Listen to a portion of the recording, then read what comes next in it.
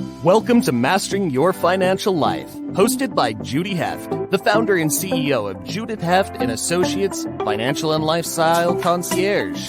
This year, they're celebrating 26 years in business.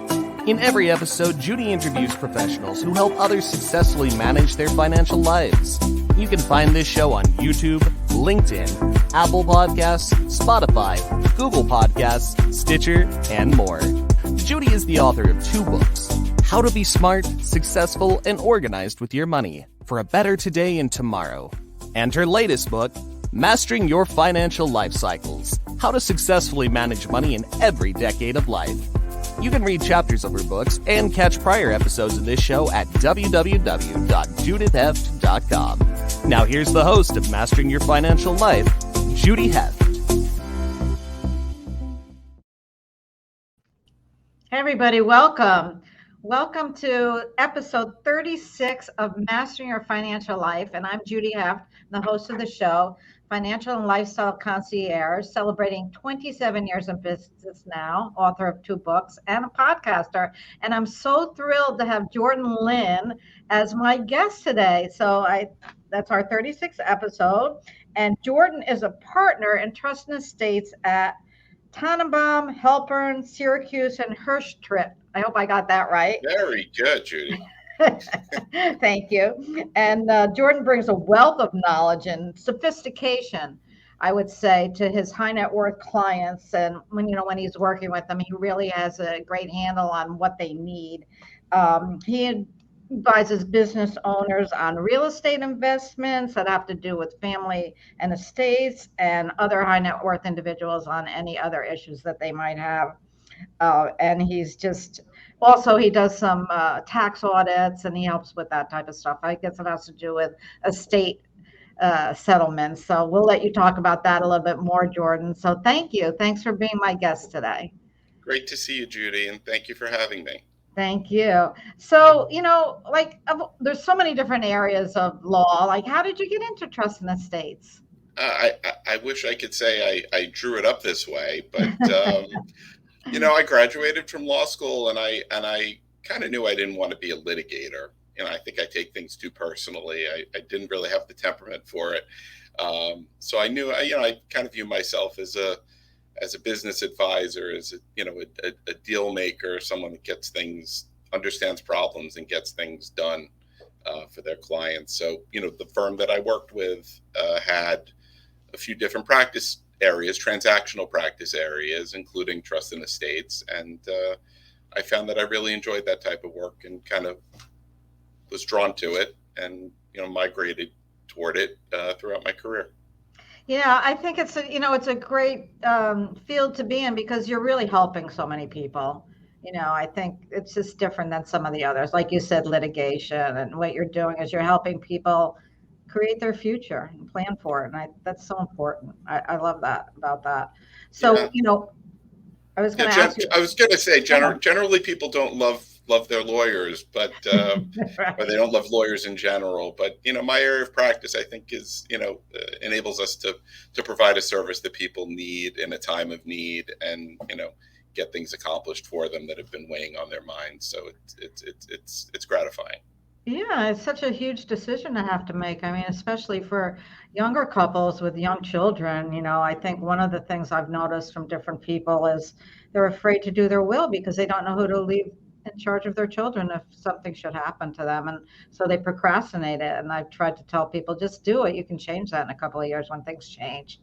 You never know. The person might age out, or you might not be speaking to them again, or you just don't know. So it's just so important.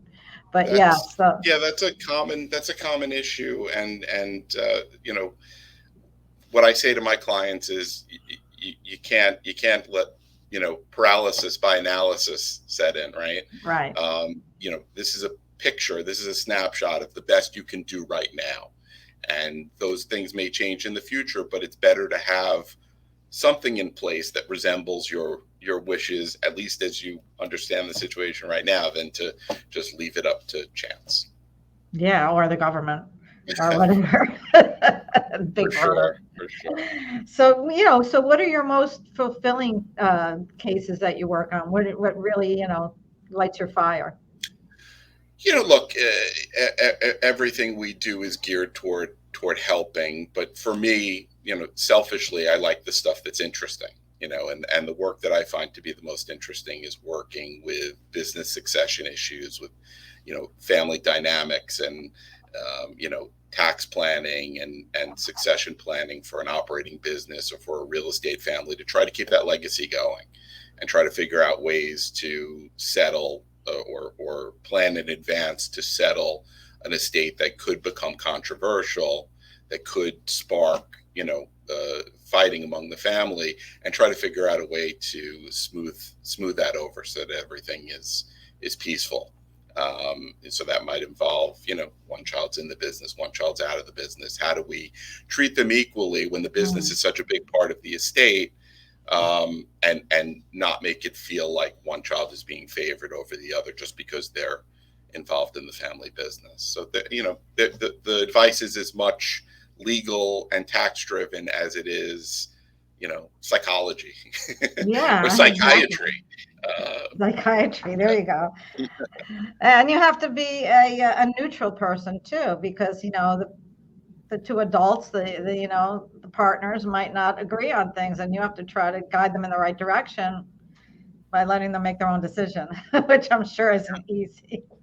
You have to put yourself in everyone's shoes. You have to really stop and think, all right, how do I view this from this person's perspective and this person's perspective and the adversary's perspective, and try to figure out a way to make it palatable for everybody. Mm-hmm. Yeah, so it's like putting puzzle pieces together, I guess. And that's the part I find to be the most interesting. I can imagine. Yeah. So do you do any prenups or anything like that? Because I know some trust and estates attorneys do prenups. I don't, from time to time, if it's a second marriage situation where it's pretty simple, right? I have my kids and you have your kids, and we're going to leave our money to the separate kids, and we agree.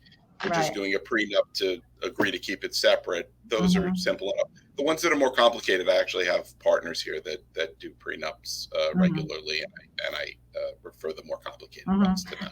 And so do you go to, when an estate has to be settled, for instance, and they come back to you because you wrote up the will, you were the attorney that they hired, and they come back to you, how does that work? Like, do you have to go to court, or is there a reading of the will, or is that just in the movies? like in the movies, right? No, yeah, that's what I was talking to someone just the other day about that, whose parent passed away and they're estranged from the siblings, and they're wondering, is there going to be a reading? I said, I think that's only in the movies. Yeah, no, I'm coming up on my 25 years of practice, and I've never done a will reading.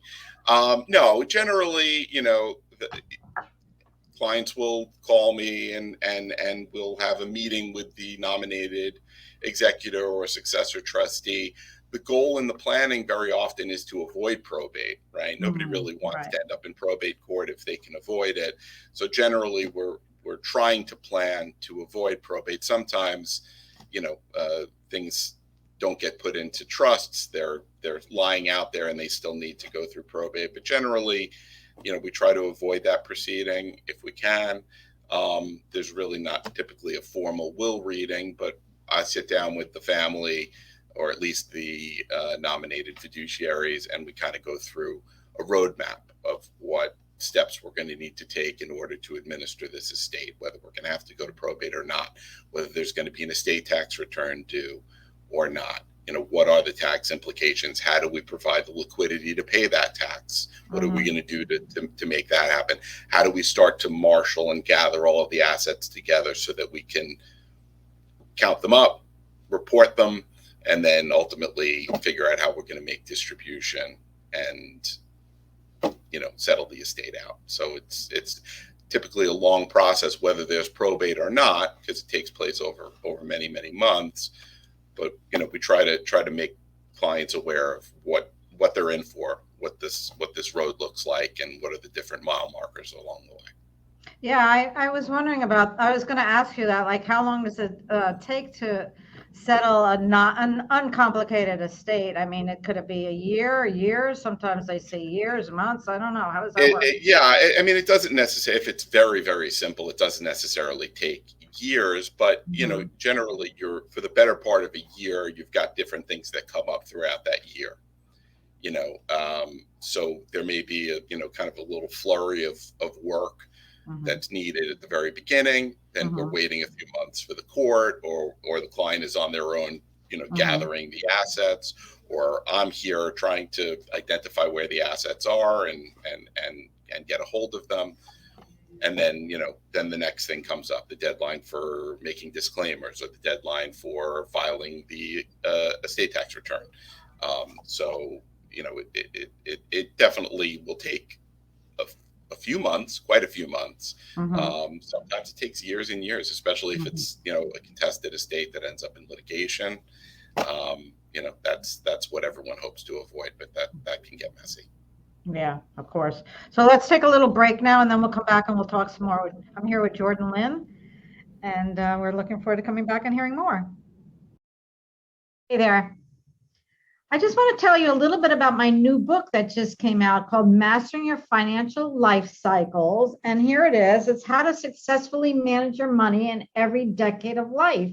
I co-authored this with my CFO, Liz Levy. And together we created this manual that's going to help you through every stage of life. We talk about having a baby. We talk about young adulthood, pre-retirement, what to do when you're at that age of retirement. If you're contemplating divorce, do you need an estate plan? We cover all of these, each subject in a different chapter. And I really think that you're going to find this so helpful, because at the end of every chapter, we have checklists that you can look at and you can use, and they can be a guide for you. So this is a wonderful manual that we've created. It's available on Amazon. You can also find it on our website at judithheft.com/book. And we're here for you. If you need anything, reach out. I hope you enjoy the book. Here's another picture of it, just so you know what's going on. Here it is. And I'm really proud of it. It's my second book, and I'd love to have you read it and give me your feedback. Judy Heft, judithheft.com, financial and lifestyle concierge, celebrating 26 years in business. And over the years, I've learned so much. And what I've been trying to do is impart a little bit of this knowledge to you, so I can help all of you become as financially organized as I am.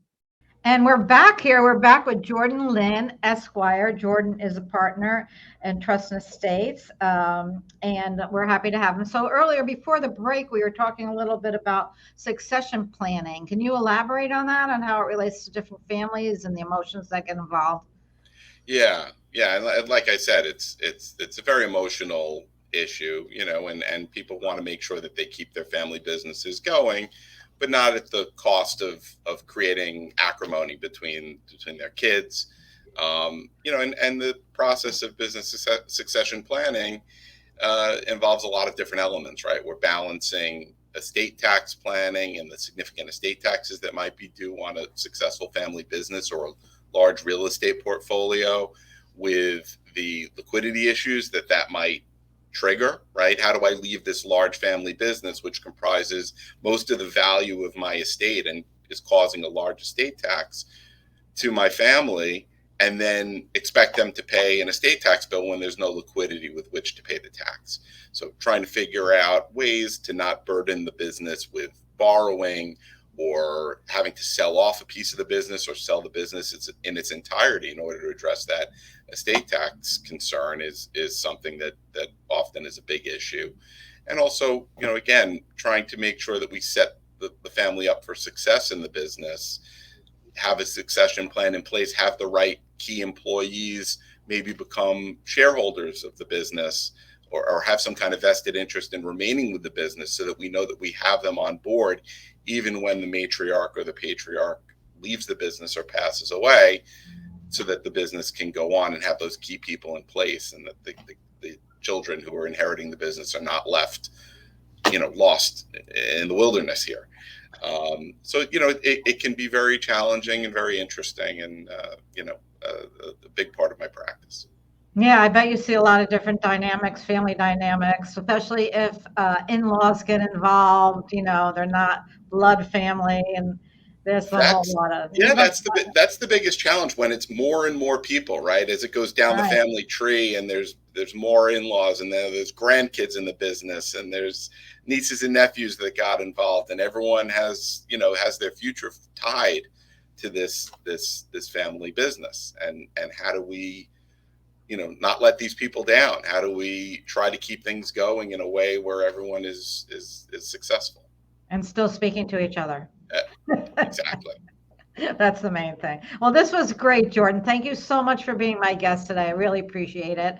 And how can our listeners find you? Probably the easiest way is just to get my contact information off of the firm website. So the firm, as you said before, is Tannenbaum, Halpern, Syracuse, and Hirschtritt. THSH for short. So that's that's better. www.thshsh.com. Look me up and you'll be able to get in contact with me, no problem. And are you on LinkedIn? I am on LinkedIn, and not much on the other social media platforms, but definitely have a LinkedIn profile, and I put content out, at least weekly of interesting things. So, feel free to connect with me. Absolutely. It sounds great. Thank you so much, Jordan. Thanks for being my guest. Thank you so much for having me, Judy. This was fun. My pleasure. You've been listening to Mastering Your Financial Life, hosted by Judy Heft. Thank you for your positive reviews, comments, and sharing this show with others. You can read chapters of Judy's books and catch prior episodes of Mastering Your Financial Life at www.judithheft.com.